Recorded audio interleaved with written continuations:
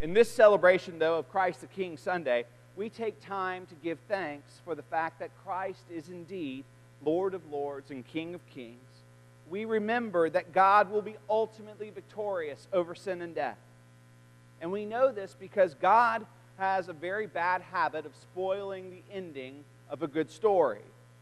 Through biblical prophecy, dreams, and visions, both in the Old and the New Testament, we have been shown that God decisively wins over and over again, ultimately, completely, 100% guaranteed. You thought you had a lot to be thankful for on Thursday. Well, you have even more to be thankful for here on Christ the King Sunday. Because this is God's promise, that Christ will come again, and He will rule over us with love and justice. And yet, as great as that ultimate victory sounds, I confess that it is sometimes hard to hear these words when we look at the world around us, when we see so much pain.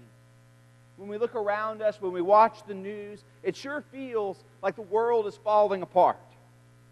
Wildfires in California, hurricanes, tornadoes, tsunamis, earthquakes, mass shootings, terrorism, hatred, division, distrust, a rise in anti-Semitism and hate crimes, the disappearance of the middle class, Russia, North Korea, Iran, dire climate change warnings, racism, sexism, classism, and just a good old dose of meanness that seems to underlie it all.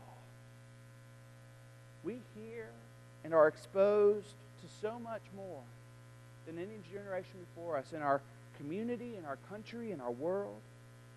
I'm not trying to be Chicken Little, but some days it sure does feel like the sky's falling. If you too feel like the world sometimes can be a little overwhelming, like the darkness may be winning some days, this is a good day for us to hear from Daniel in the Old Testament. Daniel lived roughly 160 years before Jesus came into the world. For those of you that don't remember Daniel, he was famous for having dreams and visions, kind of like Joseph before him in the Old Testament. He was part of the first Fab Four with his buddies Shadrach, Meshach, and Abednego. But his most famous stories are those stories you learned in children's Sunday school. You remember Daniel in the lion's den, getting out of there uneaten, his buddies being in the fiery furnace and getting out unburnt. Now, while a lot of us may remember those stories from our children's Sunday school classes, the world that Daniel inhabited was anything but children's ministry friendly. You see, most of Daniel's visions and dreams had something to do with the end of the world. God gives Daniel the task of sharing an apocalyptic vision with his people, a warning that God will bring His wrath and judgment upon the world. And all those stories of lions and fiery furnaces, they're really only there to prove Daniel's worthiness, his faithfulness to deliver the message that we began reading about today. And the people were ready to hear it because they too felt like their world was falling to pieces. The Jewish people at the time in which Daniel was written and widely read were living under extreme oppression. Daniel serves in the courts of 3 different conquering kingdoms, the Babylonians, the Persians, and the Medians. The people that would have been reading this letter long before Rome took control of Palestine, the Greeks ruled Palestine. And under this ruthless imperial oppression, the Jews attempted a revolution known as the Maccabean Revolt. King Antiochus, the Hellenistic ruler at the time, responded to that revolt with extreme oppression. Ever harsher acts. Books of the law were torn and burnt. Jewish religious customs were outlawed. Unclean foods were forced upon the people. Circumcised infants were killed and hung around their mothers' necks, according to the books of 1st and 2nd Maccabees. As difficult as things may seem now, I think it's hard for us to even comprehend the world that Daniel inhabited. The cruelty, the ugliness. But I think we do understand a rather natural human response to it. It's a response that we're not proud of. One of the most common responses to oppression and hardship and difficulty and hatred and evil is apathy, not caring. When things get so bad, when problems seem so big, it can lead to a certain degree of apathy. We ask ourselves, what can I do? What can one voice, what can one person do in the face of such insurmountable trouble, such big problems, systematic issues? And we give up trying. We just accept the current state of things. The Old Testament shows us that sometimes the other extreme of that is we can be too comfortable to care. The struggles and the pain seem so far removed from our own experience that we don't really come in contact with it. It feels far off, like something that's happening in another world, in another life. It doesn't directly affect our family, our community, so I'm going to pretend that everything's okay. I remember when Denise and I began the adoption process that eventually brought Lucy into our family. We spoke with an adoption agency, and the woman in charge said, "Your lives and the lives of young women who are placing a baby for adoption never intersect. You live in completely different worlds." She said it was almost like two different planes of existence, all in one geographic area. And that's just right under our noses. How much more separated are we from the struggles and hardships that exist on the other side of the world from us, or in a culture that's very different from our own? Old Testament scripture tells us again and again that apathy is a big problem. In fact, if you were trying to consolidate the messages of the major and the minor prophets of the Old Testament, you would find a dire warning against apathy. Most of the prophets are speaking to the people and warning them that they have forgotten who they are called to be and how they are called to be in relation to other people. They are not caring for the poor. They are neglecting the widows and the orphans and the aliens, the powerless. They are allowing violence and oppression in their midst, and they are profiting from it. And the prophets say, if you continue down this path, if you continue to live this way, God is going to allow you to be conquered. He's going to give you over to your enemies. As you forget him, God will forget you.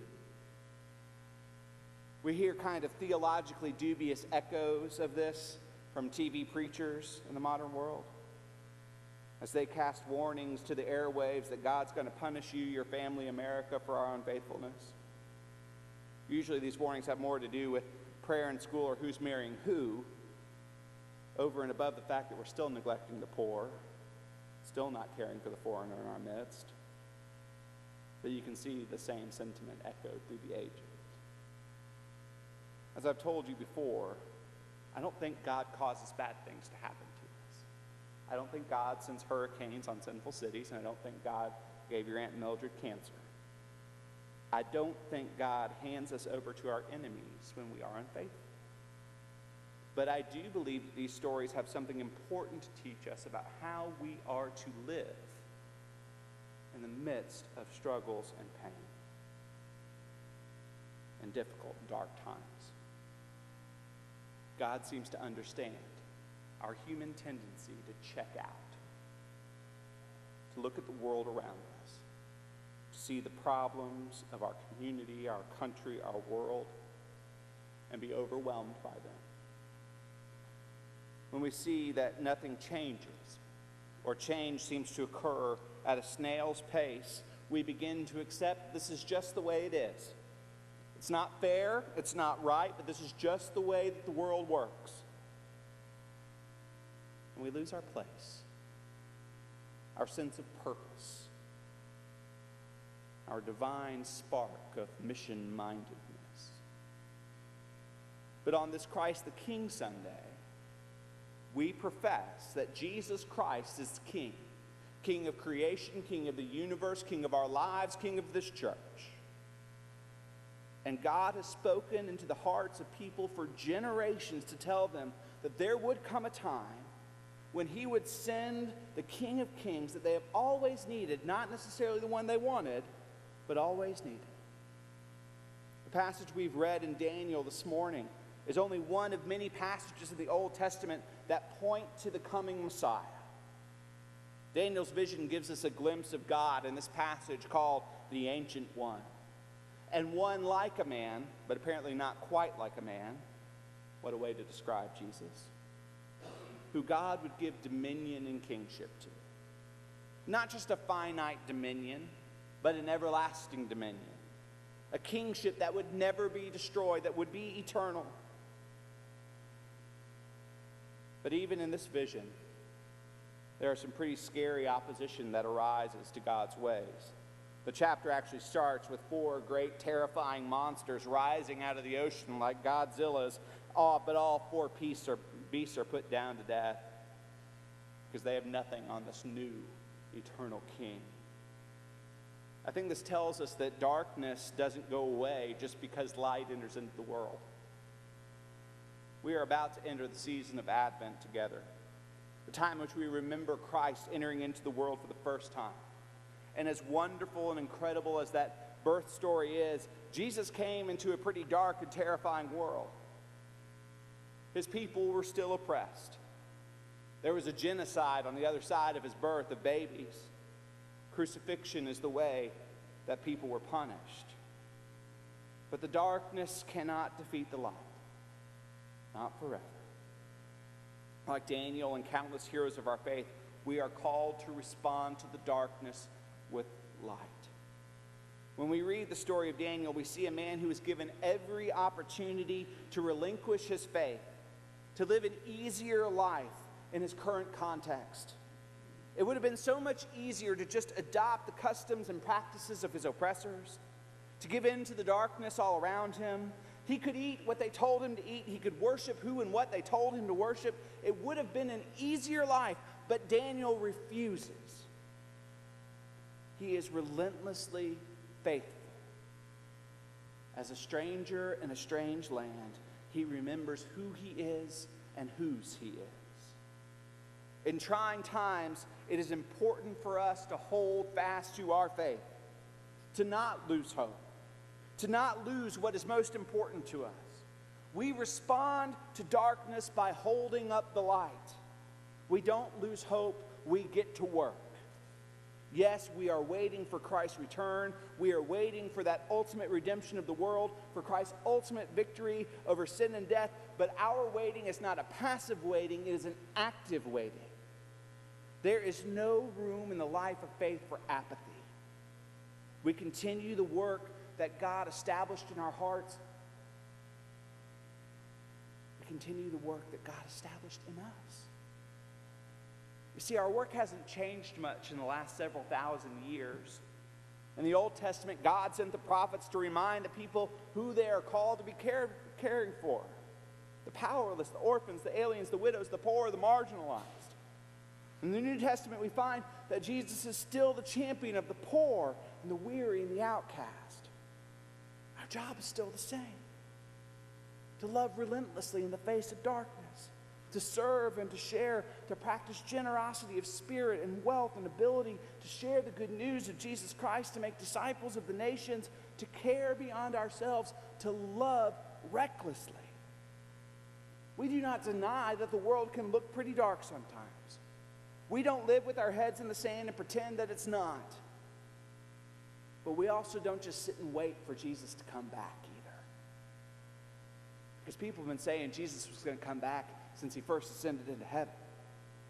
We don't know how or when Christ will establish kingship upon the earth. We can't predict when that new heaven and new earth will become our reality. So while we wait, we continue to work because the work can't wait. The hungry are still not being fed. The thirsty still need water to drink. The poor still need our generosity. The oppressed still need to be lifted up. The captive still needs to be set free. The blind must be made to see. The deaf must be made to hear. That is still our work. If not us, who will do this work? There will come a time when Christ will be victorious. There will come a time when every knee shall bow and every tongue confess. But until that day, Christ has appointed us, you and me, to do the holy kingdom work that drives out the darkness. May we not grow weary. May we not fall victim to the demon of apathy. But may we in perfect love shine Christ's light into the darkness until that day comes. Let us pray.